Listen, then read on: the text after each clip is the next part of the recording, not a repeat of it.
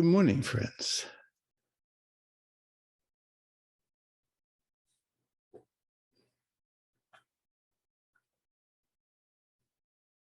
Just a moment to attune in myself, with you, and with the great thank you.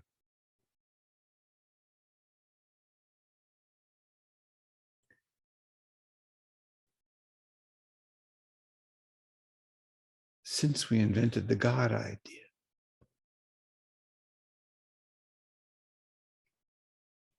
what has God wanted? A lot of people have trouble with God. So use source. When did we invent the source idea? Use mystery with a capital M, all of these with capitals, right? Use spirit with a capital S. When? Right from the beginning of our being, we knew there was something more. When I say our being, I mean this creature that we are called human being, homo sapiens. We've known there was something more because our consciousness has the spark of something more in us. Always something more in us.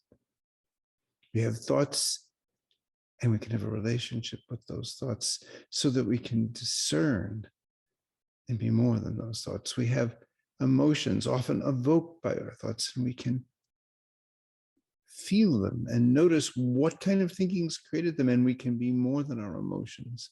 And we have feelings, which is a deeper intelligence than thinking and emotion, that takes us back to almost the story of the creation of our bodies. And we can have a relationship with our feelings that allows us to transmute every kind of feeling and be deeper than all the feelings. And that deeper, we've known in some way and used all the words I've just mentioned, spoken. But what does God want, or source want, or mystery or spirit want? It's so simple. All it wants is our thank you. We created an idea. Finally, we created something and it was in us, so we had to. That all it wants is thank you. And we have to remember the thank you. So the church bells ring in cathedrals all over the world, calling people. Yes, there are the practices. Yes, there are the rituals. Yes, there is the dogma. Yes, there's the layers and layers of concept and misunderstanding on top of the fundamental message. And that has always been simply thank you. Be a thank you. And the call to prayer a few times every day to remember. And of course, there's the ritual, the ceremony, the symbology, the scripture. But it was always at its depth, a relationship with that, with the I am that I am. And always, for us, the deepest relationship is thank you. I don't believe in getting down on our knees and genuflecting. I don't believe in prostrating on the ground and putting on. I understand that there's a reason to submit to a kind of humility before that. But me, I've known from the very beginning that the way to say thank you is, that's thank you. That's what I feel in my heart. That's why I sit down every morning to be that thank you again, to let it live in me. The beginningless thank you, the endless thank you. I'm flesh and blood and live in time, have ego and flaw, but much, much deeper than that is that for which my whole being, every word I use, everything I've lived, everything I've learned is just part of the great thank you. This, thank you. And to take that thank you everywhere you go, to remember it in your practice, to sift through the dogma, to sift through the layers and layers of symbology, which are useful when they help you go there, but are a problem if the symbol becomes the thing. The symbol of Jesus is not the thank you that his life was and is. The symbol of Buddha is not the thank you of what his life was and is. And we need the symbol, and then we need to walk through the symbol into our thank you, and take that into every relationship. To have a little bit of that thank you flowing in your beings, no matter what simple thing you're doing. And look through that thank you in any relationship, in an office building. God, nowadays people work at home, and that's not so good.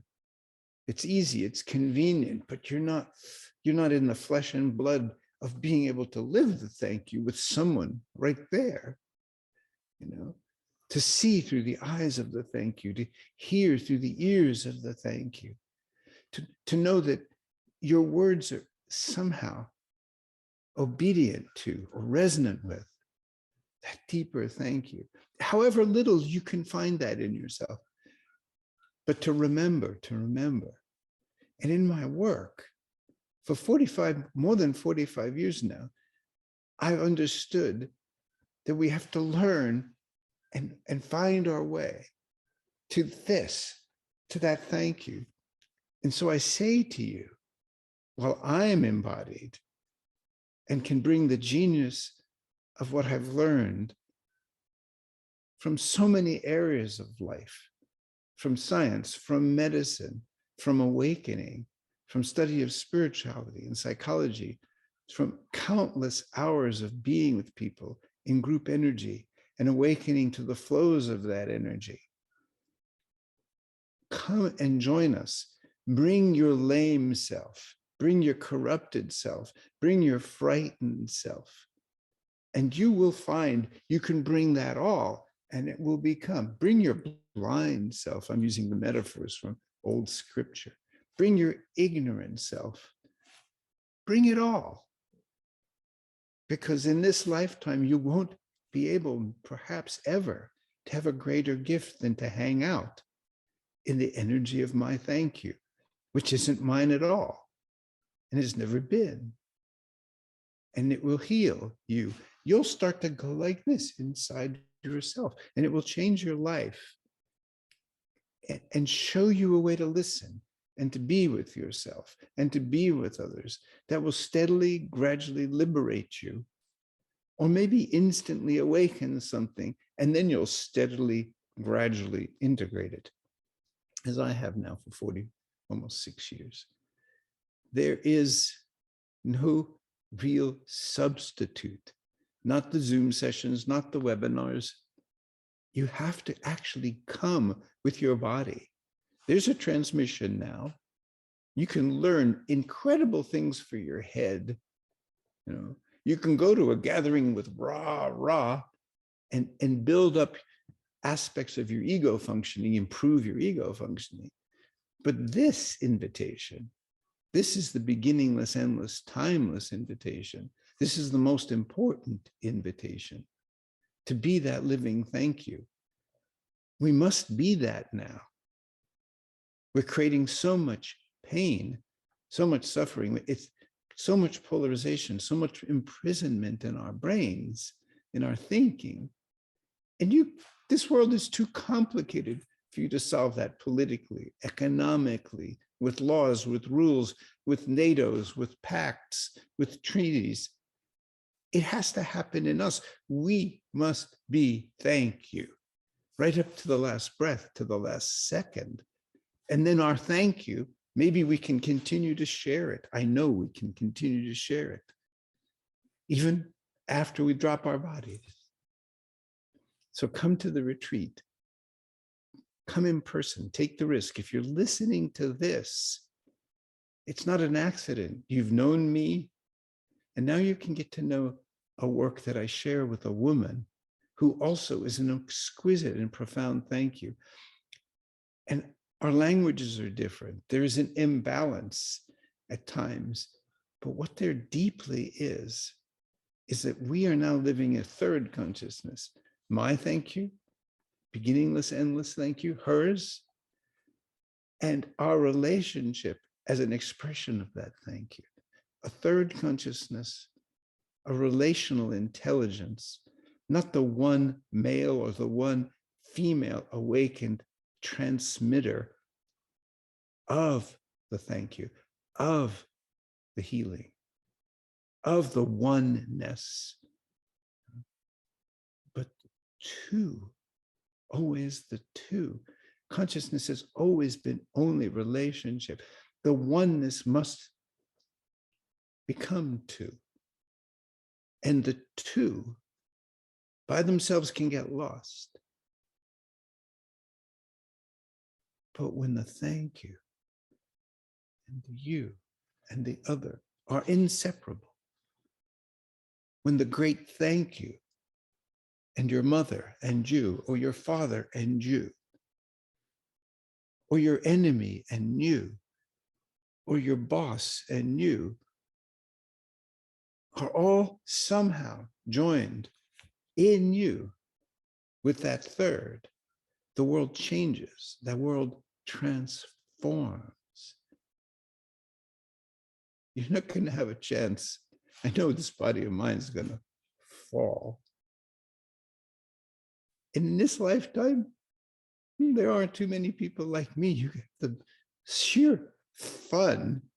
Well, your egos can go nuts, but the sheer fun of being with. I mean, if I could go back, I would have loved to be able to meet Walt Whitman. I would have loved to be able to meet Jesus. I would have loved to be able to meet a whole lot of people just to feel what they transmit. But I'm here, and Kathy and I have a transmission. So come and play with us. Come and play with us. Because it is high play. And I know you're in pain. I know you want. I know that there's bitterness. I know that there's suffering. I know there's incredible aspiration, that the spark of the deepest aspect of you is there.